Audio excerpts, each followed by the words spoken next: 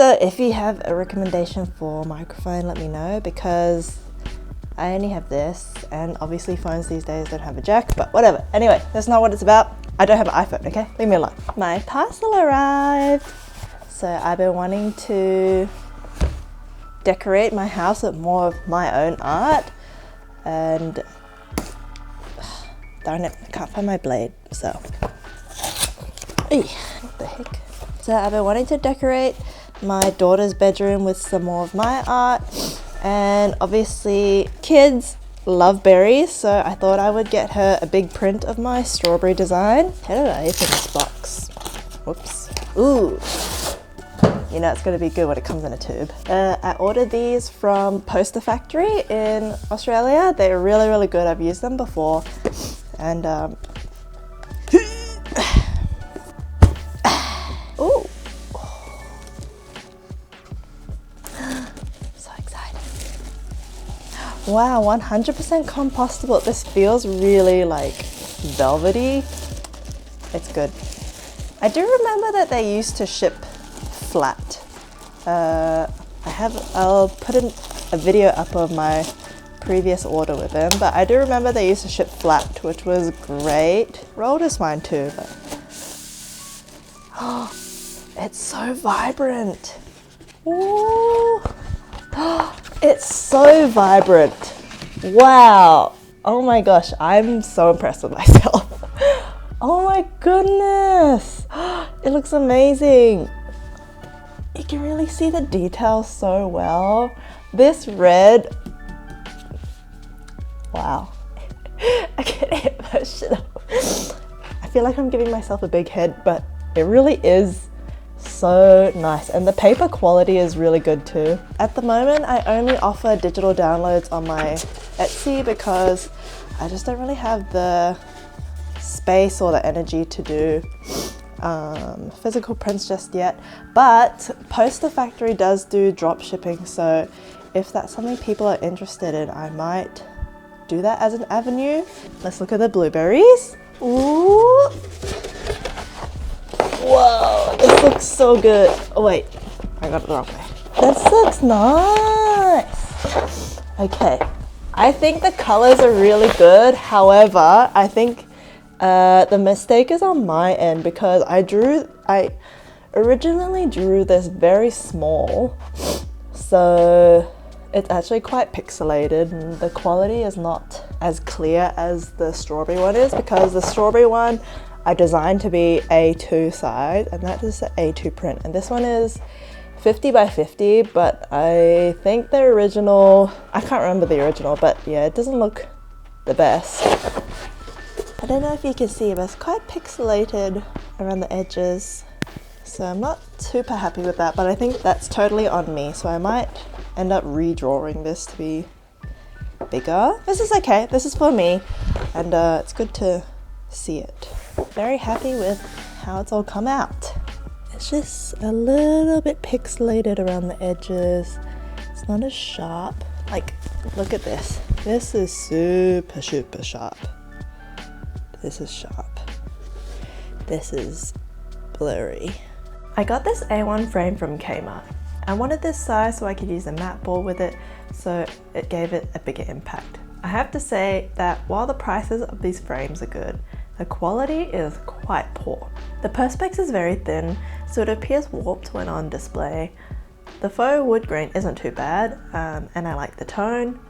It definitely won't be protecting the print from sun damage, unfortunately, but until I can afford better frames with UV protection, this will have to do. And it's fine, it still looks good. It's better than sticking it up with washi tape. The quality of the print kind of makes up for the frame's quality. I hung it up in my daughter's room using these 3M claw hooks.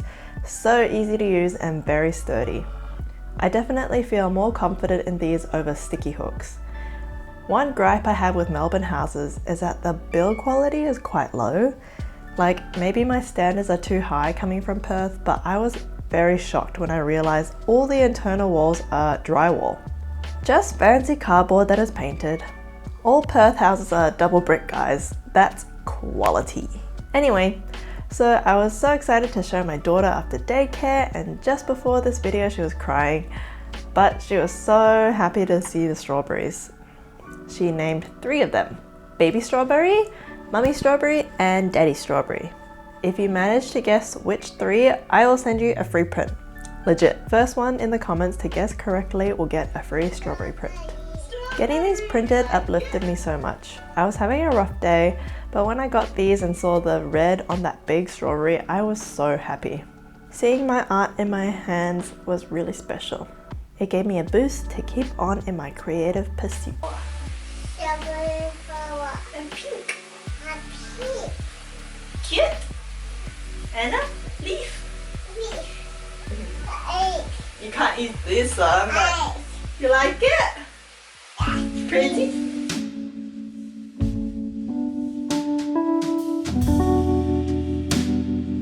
I think it's important to build a sustainable creative practice, something that will be able to fit in with my life, flow with the changes that are bound to happen, and grow as it needs to. Right now I'm on that path, and I've been on this path many times before.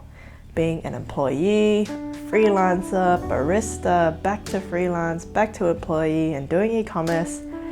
It was all valid experience, and it continues to be as I shift and pivot again. I feel like this current path I'm walking feels steadier, not necessarily clearer and not more stable, but steady. It's like all those past experiences have been workouts, some extreme, some gentle, and each of those experiences made me stronger to be able to walk this path with more confidence and more wisdom. I know what has and hasn't worked for me in building a creative career, and this new path feels like a bit of a reset. I'm learning to take more inspiration from my interests, take breaks, work in smaller blocks, fit in creativity in the gaps in the week, develop stronger connections with my art friends.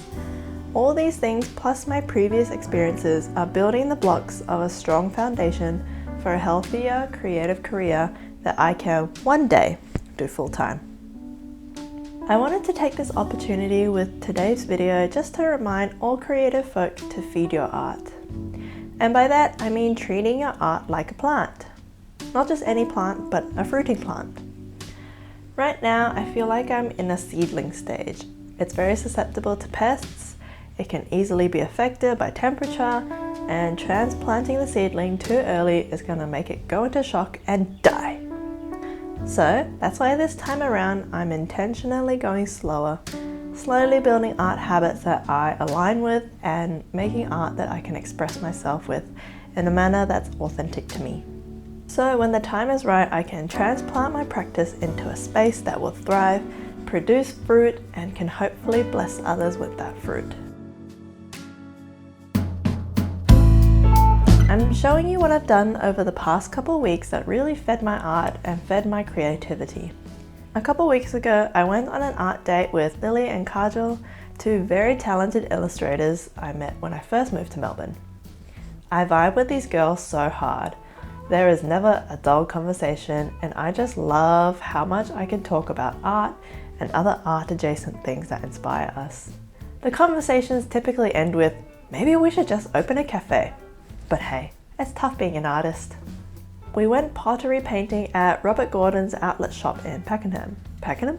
The session was 1 hour, which definitely was not long enough, especially with the details my friends were doing. Like, what? I really liked this glaze pencil because when fired it has that pencil look to it, which was the first time I had seen that. I wanted to try something different and draw houses and white trees. My thought process was that this vase would be holding colourful flowers in it, so I didn't want to detract too much, and I wanted the subject to have a bit of a juxtaposition with nature and built environments. I initially thought about a cityscape, but too many windows, and I was on a time crunch. I'm yet to receive the piece, so hopefully it turned out well. There was a bit of smudging, and I'm hoping it doesn't look like a polluted suburb. Another thing that is unrelated to art but absolutely a creative brain exercise is baking and cooking. I have a go-to recipe for cookies that is to die for. It's by Alvin Tan on Tasty. And what I love to do is play with the flavors in this cookie. I have made all kinds of flavor combos in the past. Some of my favorites have been black sesame and matcha white choc chips, cardamom and pistachio, s'mores with tiny marshmallows and dark chocolate, orange and cranberry, matcha and white choc, where I take roasted rice green tea and brew it while browning butter. It is so much flavor. I have so many more that I have and so many more combos to make. I always make a big batch and freeze dough I don't cook. Whenever my husband has a morning tea at work, I just whip up a batch. His colleagues call it cookie on tap. Cooking is where I do a lot of problem solving, like using ingredients, doing difficult flavor combinations, timing the dishes for dinner parties.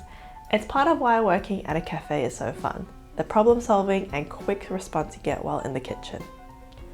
Today's batch of cookies is black sesame and white choc.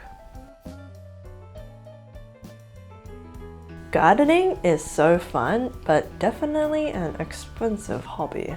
The expenses racked up pretty quick with soil, plants, lawnmower, etc, etc. I also bought this blueberry plant that has 2 berries on it. It was $100, so these are the most expensive blueberries ever.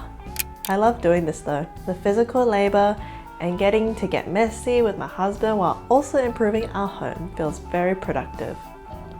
Before we moved into this place, Ben was very keen on fixing up the garden, and I asked why. He said it was because when he made the garden nice for his Sims, they would feel happier. So he wanted to feel happier too. It's true though. At our old place in Perth, we took ages to start working on our garden, but once we did, we felt the joy with every new leaf that grew.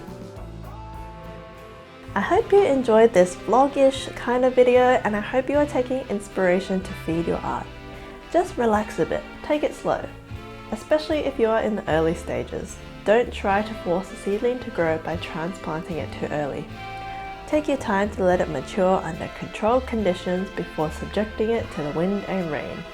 Take that metaphor how you like. Okay, hope you have a great day. Till the next video. Bye!